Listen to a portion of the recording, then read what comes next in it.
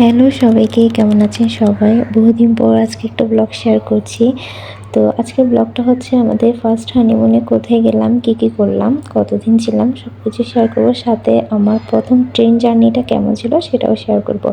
তো গত মঙ্গলবার আমরা হচ্ছে চট্টগ্রাম থেকে কক্সবাজার যাই এবং ট্রেনে যাওয়ার জন্যই ঠিক করা হয়, যেহেতু আমি ট্রেনে কখনো চড়িনি। তো আমার হাজব্যান্ড আমার সেই ইচ্ছাটা পূরণ করলো।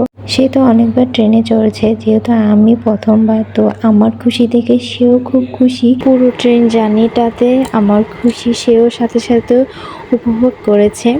তো আমি হচ্ছে ট্রেন ছাড়ার সাথে সাথে প্রত্যেকটা মুহূর্তে আমি ক্যাপচার করি মোবাইলে।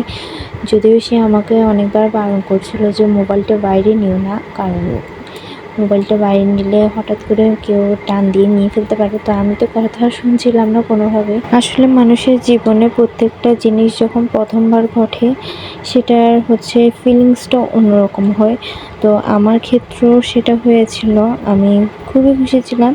তো এই তো কথা বলতে বলতে আমরা হচ্ছে কালুঘাট ব্রিজে চলে আসি। ট্রেন থেকে নদীর ভিউটা খুব সুন্দর লাগছিল, কিন্তু এটা হচ্ছে খুবই বিপজ্জনক জায়গা। আমরা সবাই জানি কিছুদিন আগে এখানে একটা দুর্ঘটনা ঘটেছিল।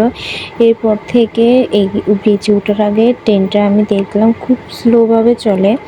তো এরপর হচ্ছে আমাদেরকে ট্রেনে খাবার দিয়ে দেয়। এখানে হচ্ছে 220 টাকা করে পোলাও দিয়েছিল, একটা ডিম দিয়েছিল। এরপর খাওয়া দাওয়া শেষ করে কিছুক্ষণ ঘুমানোর পরে দেখলাম আমরা কক্সবাজার চলে আসি। রেল স্টেশন থেকে একটা বিআরটিসি বাসে করে জনপ্রতি 20 টাকা করে আমরা আমাদের গন্তব্যে পৌঁছে যাই, যেখানে ছিল ডলফিন, কলাতলি এবং সুগন্ধা বিচ। 20 টাকা করে। বাসটা যেহেতু অনেকটাই বড়, তাই যাত্রী পোড়ানোর জন্য কিছুক্ষণ বসে থাকতে হয় আমাদের। এই তো আমরা চলে আসলাম আমাদের গন্তব্যে হোয়াইট অর্কিডে। সেখানে যাওয়ার পর আমাদেরকে হচ্ছে সাথে সাথে ওয়েলকাম ড্রিঙ্কস দেওয়া হয়। তো আমরা এখানে ছিলাম হচ্ছে 2 দিন, আর এই 2 দিনের জন্য আমাদের থেকে পার ডে 3200 টাকা করে নিয়েছিল।